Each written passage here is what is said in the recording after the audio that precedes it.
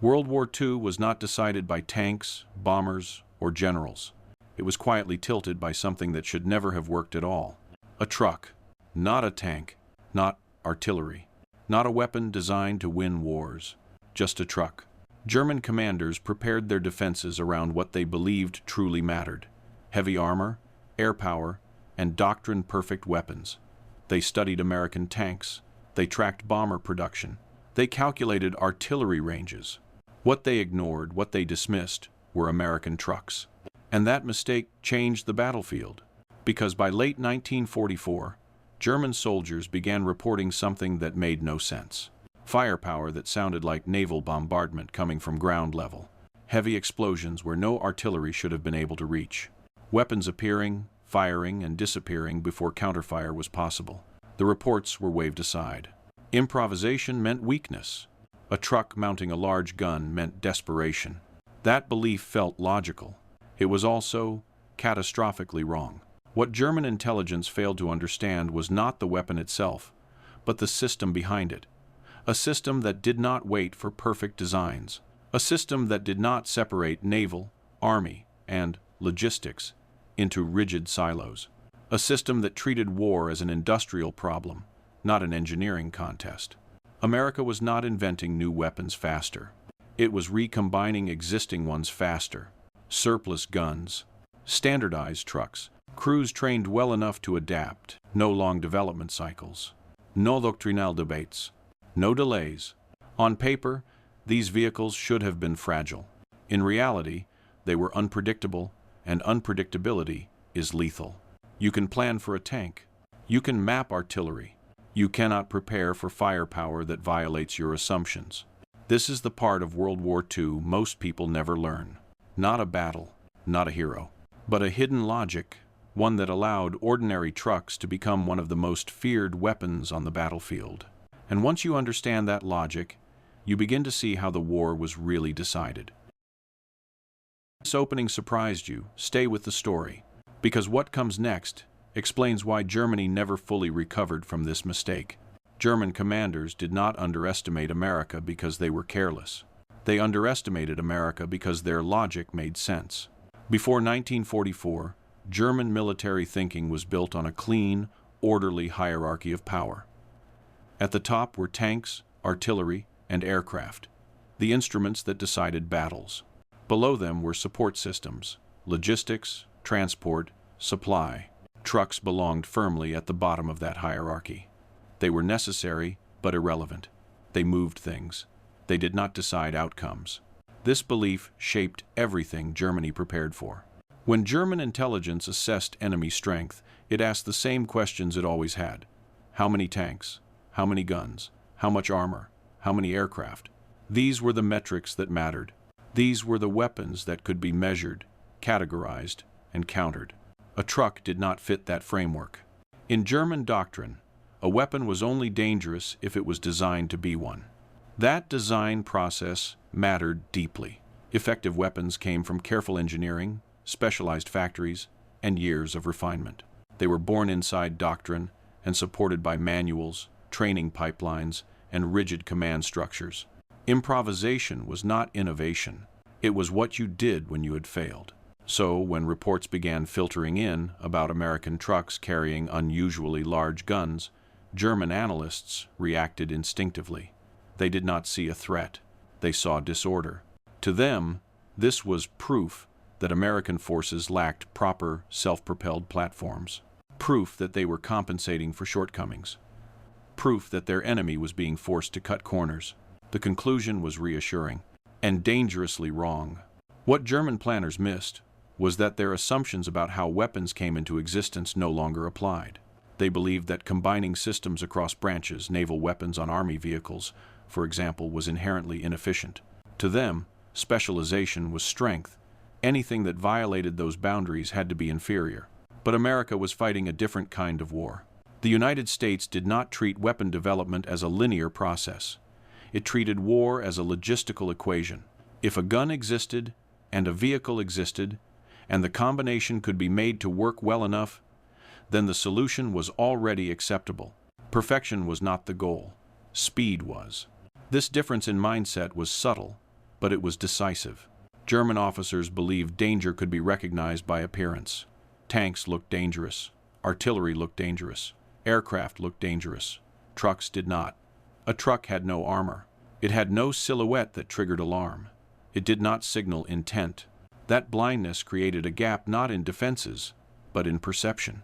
German units were trained to react to threats that fit their mental model of the battlefield. They knew how to engage tanks.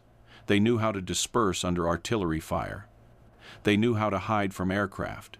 What they were not trained for was heavy firepower emerging from something their doctrine had classified as harmless. By the time German command began to question those assumptions, the damage had already been done. Reports were inconsistent. The descriptions sounded exaggerated. Firepower that felt out of proportion. Weapons appearing where they should not have been able to go. Units breaking contact, not because they were overrun, but because they were confused. Confusion is the most dangerous state in combat. Germany did not fail because it lacked intelligence. It failed because it trusted its categories too much. It believed that weapons had fixed identities, that roles were permanent, that power could be recognized at a glance. America was about to prove that the battlefield no longer obeyed those rules. On paper, the American gun truck made no sense. It violated almost every rule of conventional military design. Heavy weapons were not supposed to ride on soft-skinned vehicles. Naval guns were not supposed to fight land battles. Anti-aircraft weapons were not meant to engage infantry at ground level. Each of these systems had a place, a doctrine, and a purpose. Mixing them was considered inefficient at best and reckless at worst. That was the theory. Reality was shaped by a very different set of pressures. By 1943, the United States was producing weapons faster than it could deploy them in their intended roles. Naval anti-aircraft guns, designed to protect ships from air attack, were rolling off assembly lines in enormous numbers. At the same time, ship construction could not absorb them all. Warehouses filled with finished weapons that technically had no mission. In a more rigid military culture, this would have been treated as waste. In the American system, it was treated as opportunity. At the same moment, the U.S. Army faced a growing problem of its own. As American forces pushed forward, their supply columns became longer, more exposed, and harder to defend. Aircraft threatened them from above. Infantry threatened them from forests, towns, and crossroads. Static anti-aircraft defenses could not keep up with fast-moving operations. The problem was not a lack of weapons. It was a lack of mobility. And mobility was something America already had in abundance. The American truck was not an afterthought of war production. It was one of its foundations. Standardized, mass-produced, and mechanically simple, trucks existed everywhere in the American system. They moved food, fuel, ammunition, and men across entire continents. They were reliable, easy to repair, and already integrated into every unit. Someone realized the obvious, though it did not look obvious at the time. If the guns existed, and the trucks existed, and the enemy demanded firepower now rather than later, then the combination did not need to be elegant. It only needed to work. No new doctrine was written. No long development program was approved. No perfect solution was engineered. The weapons were mounted. The trucks were reinforced just enough. The crews were assigned and told to adapt. This approach horrified anyone who believed war should be orderly. From a German perspective, it looked amateurish. A truck had no armor. Its silhouette made it vulnerable. A single artillery strike could destroy it. It lacked the protective features of purpose-built, self-propelled guns. It lacked the refinement German engineers prized. All of that was true, and none of it mattered, because the value of these vehicles was not survivability in a static fight. It was mobility in a chaotic one. They were not meant to stand and trade fire. They were meant to arrive unexpectedly, deliver overwhelming force, and disappear before the enemy could respond. The guns themselves were already terrifying. Designed to track aircraft moving hundreds of miles per hour, they had no difficulty engaging ground targets. Their explosive power exceeded what infantry units were accustomed to facing. Their rate of fire created effects normally associated with artillery or air attack. But the true disruption came from context. German soldiers were trained to identify threats by shape and sound. A tank meant one thing, an artillery barrage meant another. Aircraft meant something else entirely. A truck, however, was supposed to mean supply, logistics, something you captured or bypassed. When that assumption collapsed, so did predictability. A truck that fired like a warship shattered the mental map of the battlefield. It forced German units to question what they were seeing. Was it safe to advance? Was this an ambush? Was heavier fire coming? Those moments of hesitation mattered. This was not accidental brilliance. It was systemic speed. America did not wait for a perfect answer. It fielded an adequate one immediately. And that difference between waiting to be right and acting fast enough was about to have consequences far beyond any single vehicle. Outside, American gun trucks looked chaotic. From the inside, they were the natural outcome of a system designed to move faster than doctrine. Germany believed improvisation happened when systems broke down. America treated improvisation as something that happened inside the system.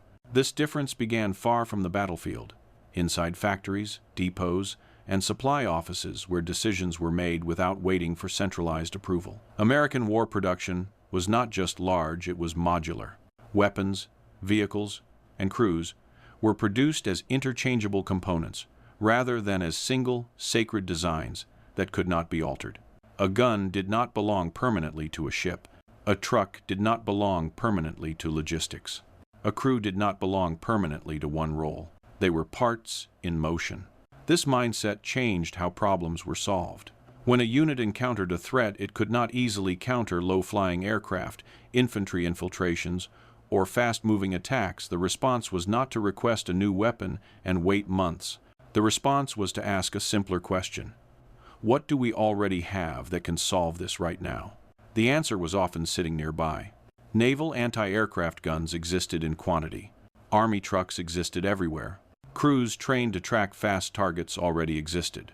What was missing was permission to combine them. And permission, in the American system, was often implicit.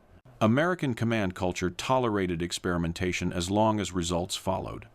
Units were not required to prove that an idea fit doctrine. They were required to prove that it worked. If it failed, it was abandoned. If it succeeded, it spread informally through observation, word of mouth, and imitation, long before it ever appeared in manuals. This was not efficiency in the German sense. It was adaptability. German military culture valued standardization because it believed control created effectiveness. Every vehicle, every weapon, every role had a precise definition. Deviations were seen as risks to discipline and coordination. Innovation flowed downward, slowly, and only after approval. America inverted that process. Innovation flowed sideways and upward, driven by necessity. A solution developed in one unit could be copied by another without waiting for formal endorsement. Welders modified mounts. Mechanics reinforced frames. Crews adjusted tactics through trial and error. The battlefield itself became the testing ground. What emerged was not a single design, but a family of solutions. Some trucks carried anti-aircraft guns. Others mounted heavy machine guns. Some were crude. Others were refined over time. The lack of uniformity would have horrified German planners. But uniformity was not the point. The point was that every version could be built quickly, repaired easily, and replaced without delay. A destroyed truck did not represent a strategic loss. Another could be assembled from existing parts in days, sometimes hours. This abundance changed risk calculations. German self-propelled weapons were precious. They were difficult to replace and required careful deployment. Losing one mattered. American gun trucks were expendable. Losing one was unfortunate but expected. That expectation freed commanders to use them aggressively. Speed mattered more than protection. Presence mattered more than polish. The trucks did not need to survive long engagements. They only needed to appear at the right moment, apply force, and move on. Their value lay in disrupting enemy plans, not in holding ground indefinitely. This philosophy extended beyond vehicles. American forces were structured to absorb losses without paralysis. Supply lines were deep. Replacement parts were common. Training pipelines produced crews faster than Germany could replace specialized personnel. The system assumed friction and planned around it. Germany assumed precision and collapsed when it failed. As a result, the gun truck was not an anomaly. It was a visible expression of a deeper logic. A logic that prioritized throughput over elegance, adequacy over perfection, speed over certainty. German intelligence struggled to track these vehicles because there was no single program to identify, no standardized blueprint to study, no fixed deployment pattern to anticipate. Trucks appeared wherever commanders needed them, attached to different units, performing different roles, and then disappearing again. To a system that relied on categorization, this was disorienting. The gun truck did not just bring firepower, it brought unpredictability. And unpredictability, when backed by industrial capacity, is a form of dominance. By the time German planners began to understand that these vehicles were not desperate improvisations but products of a coherent system, they faced a reality they could not counter. They could not match the speed of adaptation. They could not replace losses fast enough. And they could not dismantle a system that thrived on decentralization. The battlefield was no longer shaped by who had the best design. It was shaped by who could change faster. And America was about to demonstrate that this advantage did not fade with time, it compounded. First encounters did not look dramatic on maps. There were no sweeping arrows, no decisive breakthroughs, no named operations attached to them. They happened at crossroads, supply routes, forest edges, places that rarely appeared in after-action reports as turning points. That was precisely the problem. German units, advancing through fluid, chaotic terrain, expected resistance to follow familiar patterns. Infantry would screen, artillery would signal itself before landing, tanks would announce their presence long before contact. Even American air power, feared as it was, obeyed rhythms shaped by weather and daylight. The gun trucks did not. They arrived without warning, because there was nothing to warn against. A truck on a road meant nothing. It was background noise in a war filled with vehicles.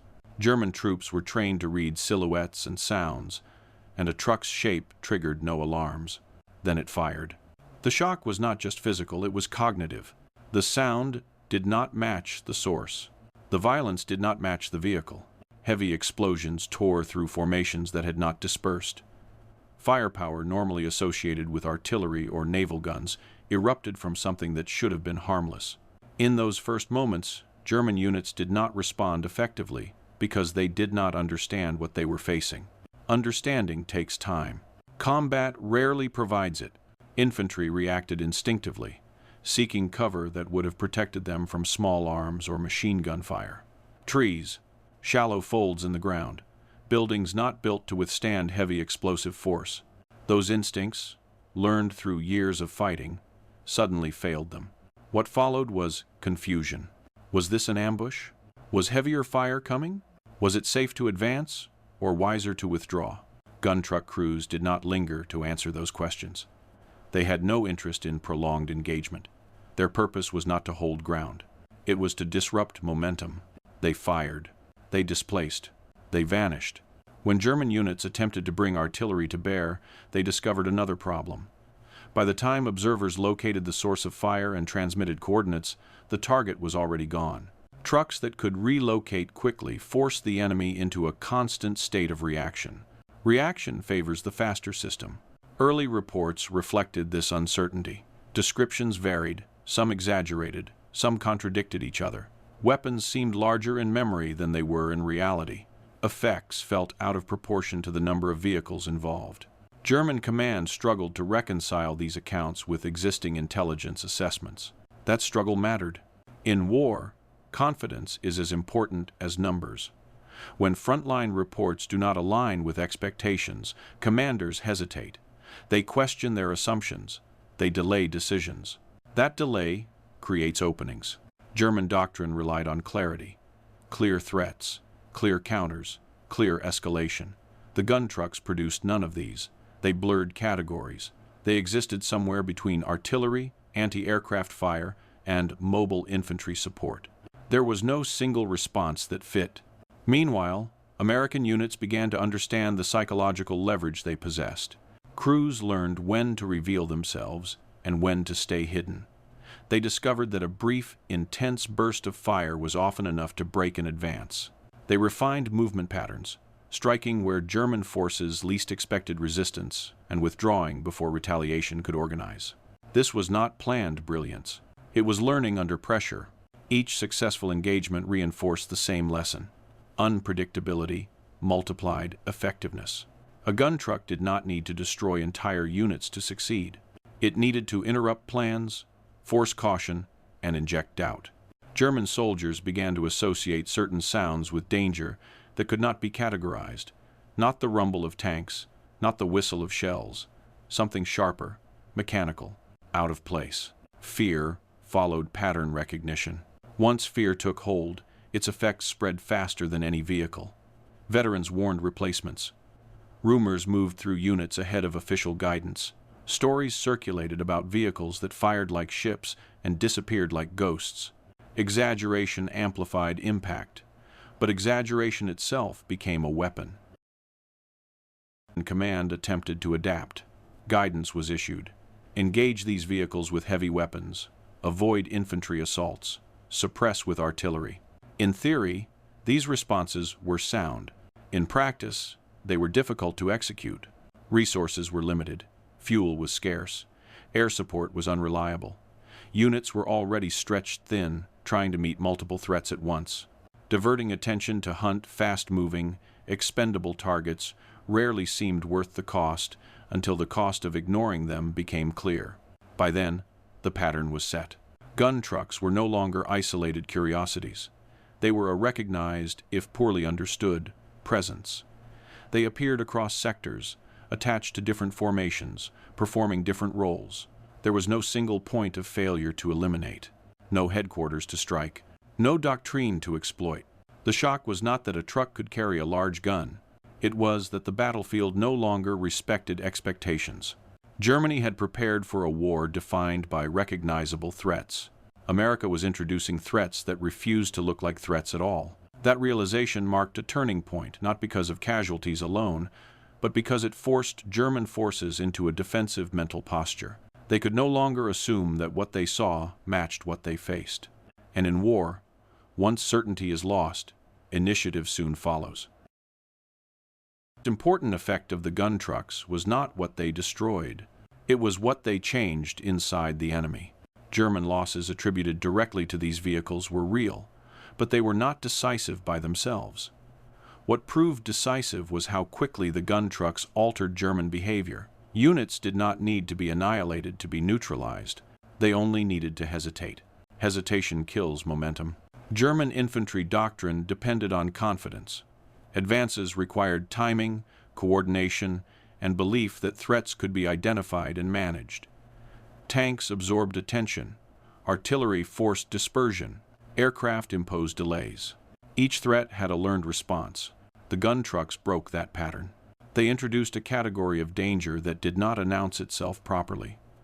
A vehicle that looked like logistics but behaved like heavy artillery forced German soldiers to constantly reassess what they were seeing. Every truck on a road became a question mark. Every supply column could conceal a weapon. That uncertainty spread faster than any order. Veterans returning from engagements described firepower that felt excessive, disproportionate, and unfair. The language they used mattered. They did not speak in technical terms. They spoke emotionally. They described noise that overwhelmed the senses, explosions that felt larger than expected, fire that arrived without warning and left no time to react. These descriptions traveled through units faster than official intelligence summaries ever could. New replacements arrived already primed to fear something they had not yet seen. Officers struggled to reassure men when they themselves lacked clear guidance. When soldiers believe their leaders do not fully understand the threat, trust erodes. Trust is fragile in combat. German command attempted to reassert control through instruction. Units were told to avoid engaging truck-mounted guns with infantry. Anti-tank weapons were recommended. Artillery suppression was advised. On paper, the solutions were reasonable. On the ground, they were rarely practical. Gun trucks did not remain in one place long enough for deliberate responses. They were not valuable enough to justify diverting scarce armor or artillery. They did not present themselves as priority targets until they fired. And by then, the opportunity to engage them had often passed. This created a psychological trap. If German units ignored the trucks, they risked sudden, devastating fire. If they reacted too strongly, they wasted time and resources chasing targets that vanished. Either choice benefited the Americans. Fear did not require constant contact. It only required memory. Soldiers who had experienced a single engagement carried that experience forward. Sounds became triggers. Certain silhouettes prompted immediate caution. Movement slowed. Aggression dulled. Slower movement created opportunities for American forces elsewhere. Columns delayed by caution arrived late. Attacks postponed lost synchronization. Small hesitations compounded into operational friction. This was warfare at the psychological level. Gun truck crews quickly understood this effect, even if they did not articulate it formally. They learned that firing a few rounds at the right moment could achieve more than prolonged engagement. The objective was not destruction, it was disruption. They struck at times when German units were most vulnerable to surprise. During movement, at dawn or dusk, near-terrain features assumed to be lightly defended. The goal was to reinforce uncertainty, not resolve it. Every successful disruption reinforced the myth. German soldiers began giving the vehicles names. Names matter because they personalize fear. A named threat feels alive. It feels intentional. It feels like something that hunts rather than something that merely exists. Once named, the gun trucks took on a presence beyond their numbers. Reports exaggerated their capabilities. Crews remembered them as more numerous than they were. Firepower felt amplified by expectation. This was not irrational, it was human. Fear sharpens memory and blurs scale. German command faced a dilemma it could not easily solve. Acknowledge the threat too openly and risk spreading panic. Downplay it and risk appearing disconnected from reality. Neither option restored confidence. While American forces benefited from an asymmetry Germany could not reverse.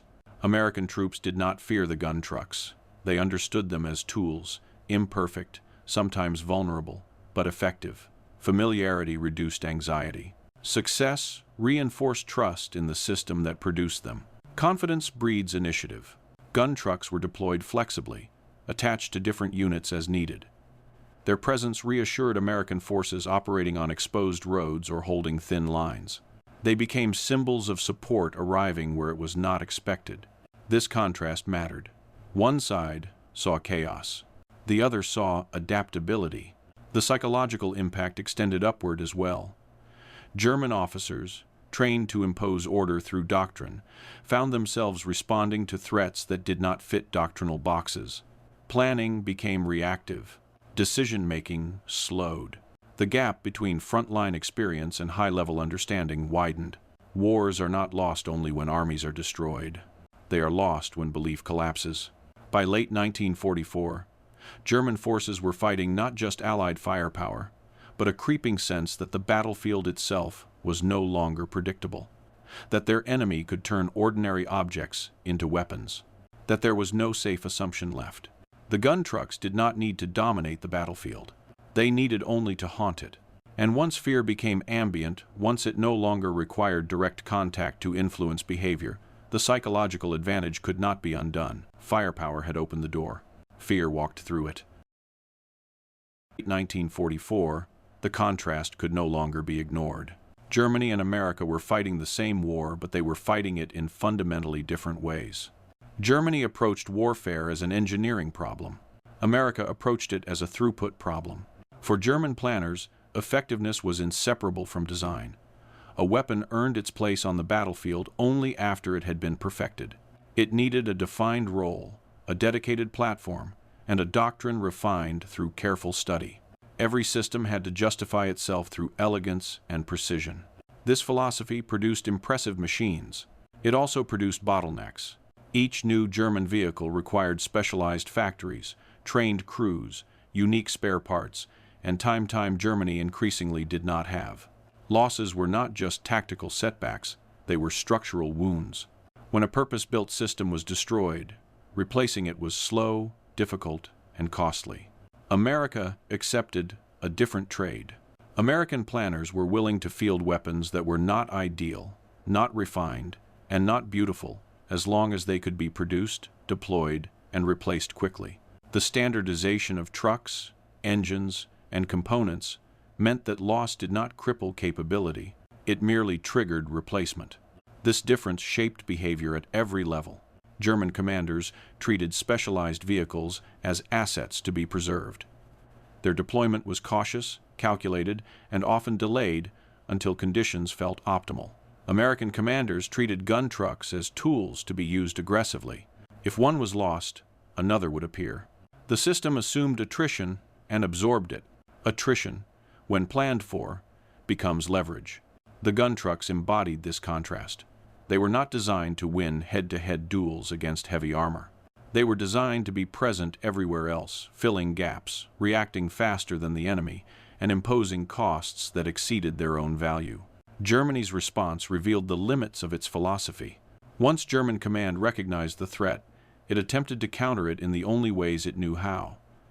Guidance emphasized engaging truck-mounted guns with appropriate force, use anti-tank weapons, bring artillery, avoid infantry exposure. These responses assumed time and clarity, but the battlefield offered neither. German forces in late 1944 were already operating under severe constraints. Fuel shortages limited mobility. Air support was sporadic. Artillery ammunition was rationed. Every decision required trade-offs. Committing resources to hunt fast-moving, low-cost targets rarely seemed efficient until those targets disrupted operations elsewhere. This created a strategic dilemma. If German units conserved resources, they accepted the risk of sudden disruption. If they overcommitted, they weakened themselves against larger threats. Either choice favored the Americans. America's system thrived on this imbalance. Gun trucks did not need centralized coordination to be effective. They could be attached temporarily, redeployed rapidly, and reassigned without administrative friction. Their presence multiplied the effectiveness of other units simply by reducing vulnerability. This flexibility mattered in a war defined by movement. As fronts shifted and lines bent, American forces were able to bring firepower forward without waiting for specialized units to arrive. Roads that should have been liabilities became avenues of strength. Supply columns could defend themselves. Thin lines could hold longer than expected. German planning struggled to keep pace because it relied on predictability. Once threats became unpredictable, planning itself lost value. The contrast extended beyond equipment into mindset. German officers were trained to trust doctrine. Doctrine provided certainty in chaos. It told them what to expect and how to respond. When reality diverged from doctrine, the instinct was to correct reality, to bring it back into alignment. American officers were trained to tolerate deviation. Doctrine was guidance, not constraint. If reality diverged, the response was to adapt behavior, not force the situation back into a predefined mold. The gun trucks rewarded this flexibility. Crews experimented with positioning, timing, and coordination. They learned when to support infantry, when to protect logistics, and when to act independently. Successful practices spread informally. Successful ones disappeared. The battlefield filtered ideas faster than any training manual could. Germany's system filtered ideas slowly. Innovation required approval. Approval required consensus. Consensus required time. Each step added delay. In a war where speed increasingly determined outcomes, delay was fatal. This difference compounded over time. America did not simply deploy gun trucks. It learned from them. Their success validated a broader approach: modularity, decentralization, and rapid recombination of existing resources. Each success reinforced confidence in the system that produced it. Germany learned the opposite lesson. Each encounter with unpredictable American firepower undermined confidence in existing frameworks. Adjustments felt reactive rather than proactive. Confidence eroded not because German soldiers lacked courage, but because their expectations no longer matched reality. Expectations shape action. When soldiers believe threats can be anticipated, they move decisively. When they believe threats can appear anywhere, at any time, caution replaces aggression. Momentum slows. Initiative shifts. The gun trucks did not need to defeat German forces directly to achieve this effect. They only needed to exist long enough to change how German forces behaved. And behavior, multiplied across divisions and weeks, determines outcomes. By the time German planners recognized that American effectiveness was not tied to individual weapon superiority but to systemic adaptability, the war had moved beyond their ability to respond. They could not rebuild their production base. They could not simplify their designs without abandoning principles they had spent years reinforcing. America could continue exactly as it was. This was not a victory of genius over incompetence. It was a victory of alignment over rigidity. One system assumed war could be controlled through perfect design. The other assumed war would resist control and built itself accordingly. The gun trucks were not the cause of this difference. They were the proof of it. And as the war entered its final phase, that proof became impossible to ignore. Early 1945, the gun trucks were no longer surprising. They were expected. And that was the final shift. Surprise creates shock, but expectation creates momentum. German forces had learned painfully that American trucks could carry heavy firepower. They had learned to be cautious. They had learned to slow down. But learning alone was not enough, because learning did not change the underlying imbalance. The Americans were still adapting faster. Gun trucks had proven something larger than their own utility. They demonstrated that American forces could convert speed into power, and power into confidence.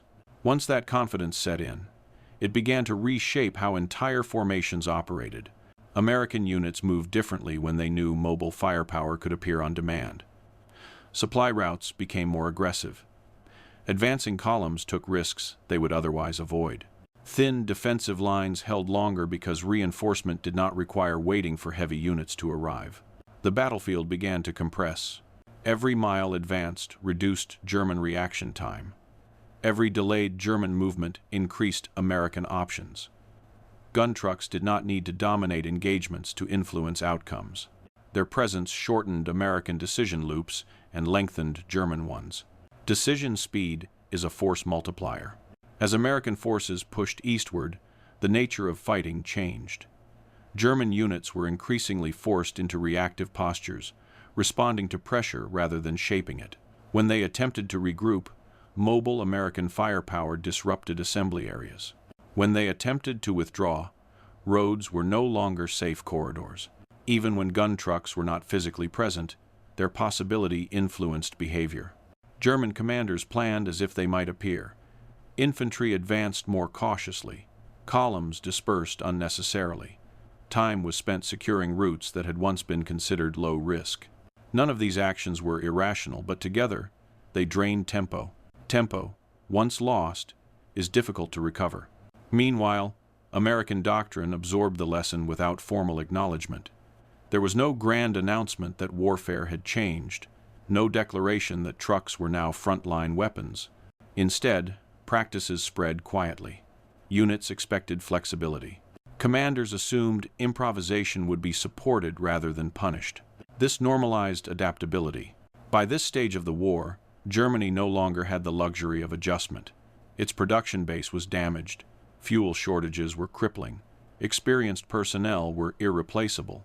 Even when German units correctly identified the problem, they lacked the means to address it systemically.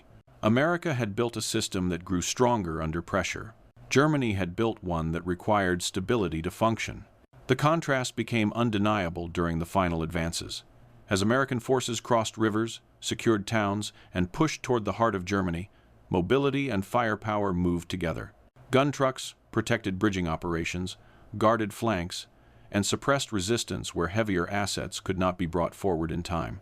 German defenders faced a battlefield that refused to behave predictably. They could no longer rely on gaps in enemy coverage. They could no longer assume that rear areas were safe. They could no longer distinguish clearly between combat units and support units. Every assumption they made carried risk. This erosion of certainty had cumulative effects. Units withdrew earlier. Positions were abandoned sooner. Resistance weakened not because German soldiers lacked discipline, but because the environment punished decisiveness without guaranteeing reward. American forces, by contrast, experienced the opposite feedback loop. Success reinforced belief in the system. Belief encouraged initiative. Initiative generated more success. Gun trucks became symbols of that loop not because they were glamorous, but because they represented readiness. If something was needed, it could be built. If something failed, it could be replaced. If doctrine lagged, reality would lead. This mindset extended beyond vehicles and weapons. It influenced how American forces viewed the war itself. Victory was no longer about achieving perfect solutions. It was about sustaining pressure long enough for imbalance to decide the outcome. Germany had prepared for decisive moments.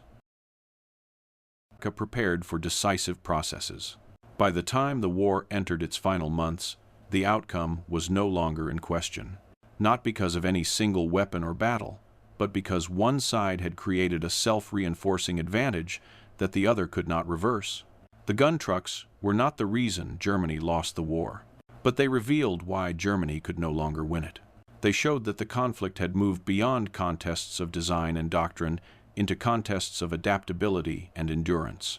And in that kind of war, momentum does not swing back easily. Once adaptation becomes routine, it becomes unstoppable. This documentary changed how you understand World War II. Consider subscribing.